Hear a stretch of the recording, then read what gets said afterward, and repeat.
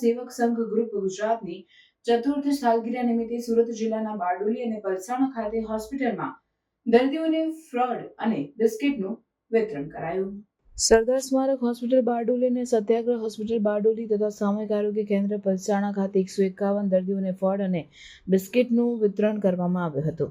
સ્વર્ગીય રમેશભાઈ ઝવેરભાઈ પરમાર, ગામ ગાંગપુર, તારીખ 24/7/2021ની ગુરુ પૂર્ણિમાના પવિત્ર દિને હરિબાવા સેવક સંઘ ગ્રુપ ગુજરાતની સ્થાપના કરવામાં આવી હતી. શ્રી હરિબાવા સેવક સંઘ ગ્રુપ ગુજરાતનો આગામી કાર્યક્રમ હરિબાવા સમાધિ મંદિર મઠ મહેગામ મુકામે સમાજની એકતા અને અખંડિતતા જળવાઈ રહે અને શ્રી હરિબાવા ગોસાઈનો મહિમા અને કીર્તિ ઘરે ઘરે પહોંચે ઉદ્દેશથી 51 હિંડોળાનું મહાનૈવેદ્યનું આયોજન તારીખ 22/11/2025ને શનિવારના રોજ આયોજન કરેલ છે.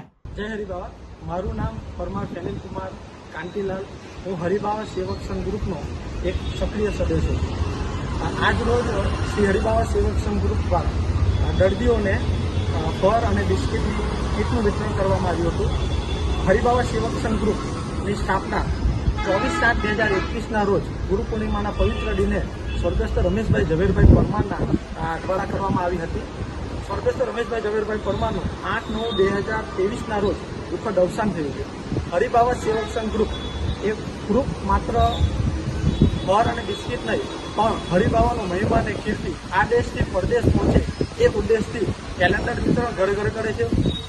સમાજના અને હરિબાવાના બાળકો ભણી ગણીને આગળ વધે એ ઉદ્દેશથી વિદ્યાર્થીઓને વિનામૂલ્યે નોટબુક વિતરણ કરે છે. બ્લડ ડોનેટનો કેમ્પનું આયોજન કરે છે. વૃક્ષારોપણનું આયોજન કરે છે અને બાવાનો મહિમા અને કીર્તિ ઘરે ઘરે પહોંચે, સમાજમાં એકતા અને અખંડિતતા જળવાઈ રહે એ ઉદ્દેશથી 51 હિંડોળાનો મહાનૈવેદ્ય સદગુરુ શ્રી હરિબાવા ગોસાઈ સમાધિ મંદિર મઠ મેગામ મુકામે દર વર્ષે હરિબાવા સેવક સંઘ ગ્રુપ આયોજન કરે છે.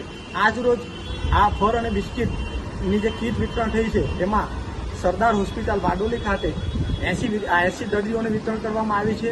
ત્યાર પછી સત્યાગ્રહ હોસ્પિટલ બારડોલી ખાતે લગભગ 45 જેવા દર્દીઓને વિતરણ કરવામાં આવી છે અને પલસાણા ખાતે સામૂહિક આરોગ્ય કેન્દ્ર ખાતે 16 દર્દીઓને ફળ અને બિસ્કિટની કીટનું વિતરણ કરવામાં આવ્યું છે.